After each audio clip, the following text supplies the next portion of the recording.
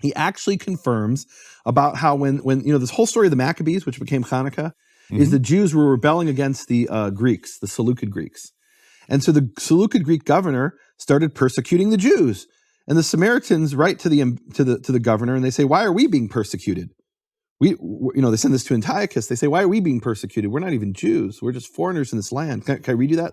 What Josephus writes? Please do. I think this is very instructional. Okay. Yeah, and we're broadcasting to Bible students out there. So the more that you fill in, you will find out really soon that this is key information. Right. Key information. Because where does Yahweh come from? Yahweh purportedly comes from the Samaritans. We'll find that out in a few minutes. Okay. If we get to it, hopefully, if we have time. This is Josephus Flavius, Antiquities of the Jews, written in the 1st century, Book 12, section 258. So they sent ambassadors, meaning the Samaritans sent ambassadors to Antiochus in an epistle whose contents are these. So we have a letter that the Samaritans sent sometime around 168 or 175 BC, sometime in that period, to Antiochus Epiphanes IV. And by the way, the Seleucid governor, or the Seleucid king, our emperor, his name was Antiochus Epiphanes.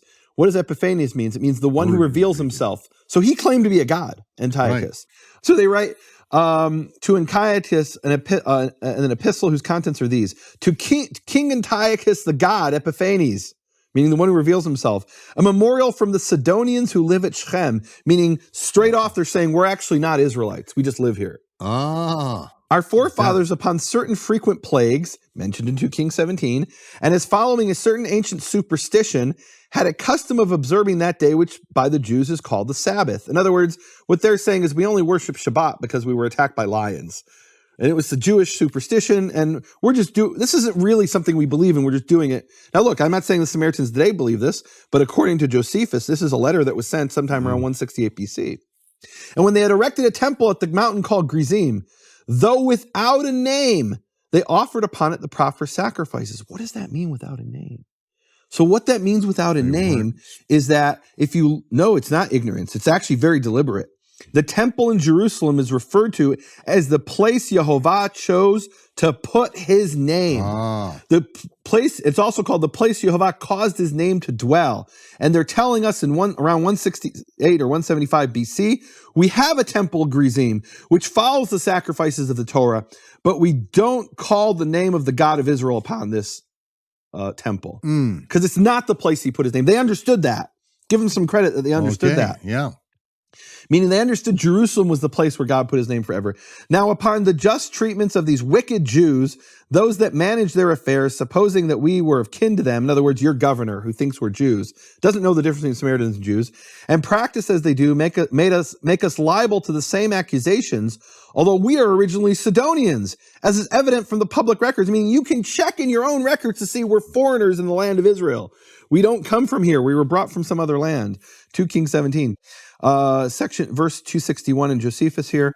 We therefore beseech thee, our benefactor and savior, referring to the king, to give order to Apollonius, the governor of this part of the country, and to Nicanor, the procurator of your affairs, to give us no disturbance, nor to lay our charge what the Jews are accused for, since we are aliens from their nation and from their customs, right? We're just doing the Sabbath and sacrifice thing because there was a superstition by our ancestors when we were attacked by lions, but we're not Israelites. And then they say, but let our temple, which at present has no name at all, be named the temple of Jupiter Hellenius. Whoa. Wow. So what are they doing here? They figure out, they're not stupid. They realize why the Jews are being persecuted.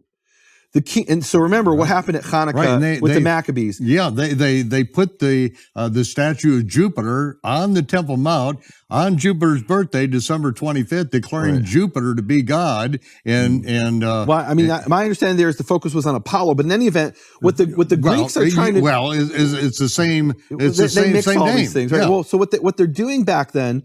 The Greeks wanted to wipe out the Jews, but not in the way that other people, not the way the Nazis wanted to wipe out the Jews.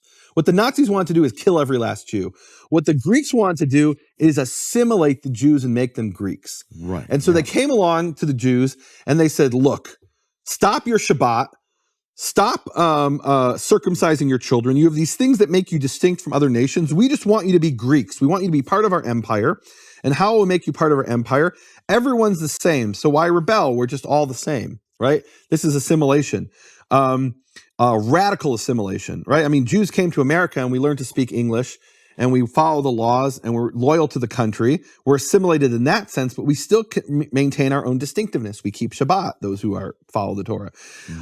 Here they wanted to wipe out the faith of the Jews by making them become Greeks. And one of the things they said to them, one of the things we find and we talked about this in the Open Door series that we did together years ago. It's a wonderful series, 18 hours of teaching. Yeah. And in there, tremendous. Everyone needs to get the Open Door series. Absolutely. It's one, honestly, it's 9 hours of me teaching there, and it's 9 of the best hours of teaching I've ever done.